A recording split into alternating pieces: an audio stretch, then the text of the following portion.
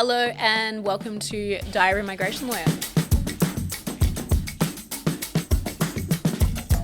On today's episode, we're going to talk about how to create a migration strategy for your business to help supplement your Australian workforce.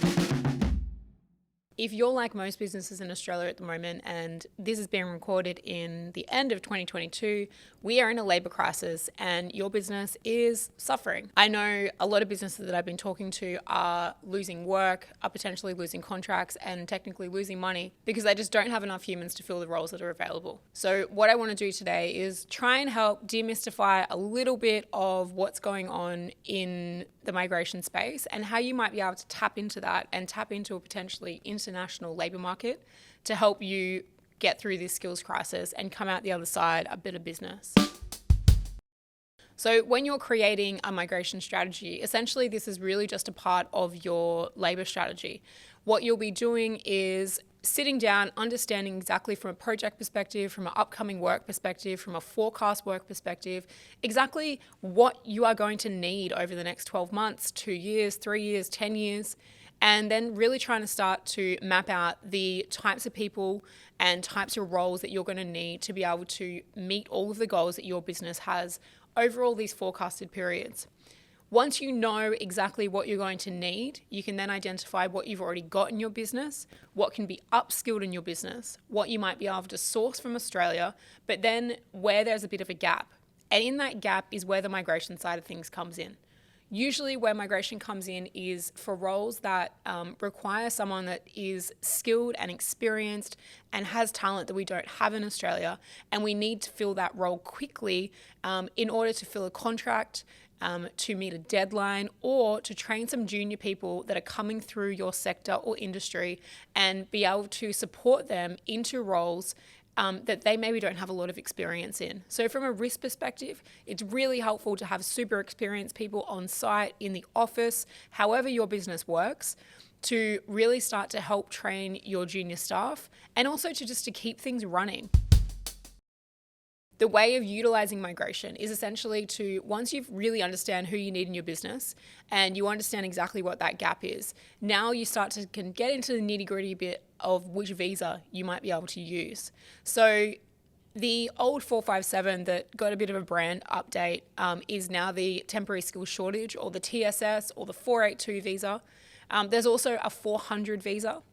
The difference between these two things is that the 400 is traditionally a little bit quicker to get, although the TSS is really catching up on processing times at the moment. The 400 visa is really meant for short-term, highly specialised, non-ongoing work, whereas the temporary skilled shortage visa is for up to 4 years for certain occupations as long as they're on the skilled occupation list. If they're not on the skilled occupation list, it's required that your company then will negotiate a special agreement with the government. But we'll get to that in a minute. So for the 400 visa, you might use these for if you have a 6-month contract and you have a strong business case that you need someone in Australia for 6 months to fill this role. So you've been advertising a role for a year and you haven't got any candidates that are really, worth interviewing. And you really need someone to fill this role so that you don't lose the work, don't lose the contract. So the 400 visa is a really great one to use for that. The TSS visa is one for where you can see and you can forecast that you've got similar or like work or work now for the next 12 months, 2 years, 5 years. You have the ability to bring someone in for up to 4 years, and it really depends on which occupation list they are on. The short-term skilled occupation list will give someone a visa for 2 years with the ability to get one more 2-year visa, and there is currently talk of a third 2-year visa in Australia, but that's not available to everyone. Or there's the ability to get a 4-year visa under the medium to long-term skill shortage list. And that will also give people a pathway to employer-sponsored permanent residency. So there's those two options. Now, if for some reason the occupation that you are wanting to sponsor is not on the occupation list, you would need to then negotiate a special agreement with the government, as opposed to having a standard business sponsorship, which essentially is what covers that TSS. The alternative agreement is an agreement where you negotiate specific terms of employment for individuals in an occupation that's not available for any other visa in Australia. So once you have that agreement in place, you switch back over to the TSS and you can start sponsoring. But as you can imagine, there's quite a lot of work that goes into something like a labour agreement. You need industry research. You need to show that you've advertised the role all over Australia. You just can't find the people that you need. And that's really a common theme with all of the work visas in Australia. When you're creating a strategy, you can't just jump to doing migration. What you need to do is really try and test the Australian labour market, get the most out of the Australian labour market that you can, and then go to the offshore talent to be able to just start to supplement and fit in the people that you really can't find those high skills for. So when you're creating this strategy, all of these types of things are something that might work for your business or they might not. There's something like 250 Australian visas. You're probably only going to use maybe 3 to 5 for the purposes of creating a strategy for your business.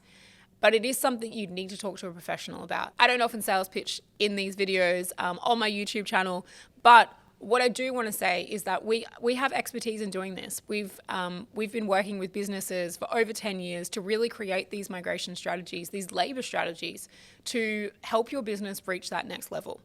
So it is something that you need help with, please get in touch. Or if it's not with us, please get in touch with a professional that try and help you create a process that supplements your Australian workforce and then onboards these staff members to really feel welcomed into your business so you have longevity of employment.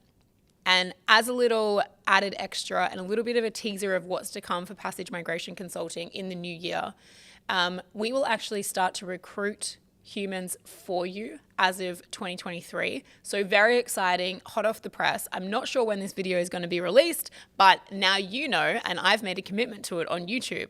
So we will be recruiting people to really assist in the process from offshore to on-site to bring that full journey under one roof and help you create that labour strategy that you really need in the labour crisis we're going through in Australia at the moment. Thanks for watching Diary of a Migration Lawyer. We would very much love to help you with your labour strategy to create the best outcomes for your business. So please get in touch, or if you just want hints and tips, like, subscribe and follow us on socials. We'd love to hear from you.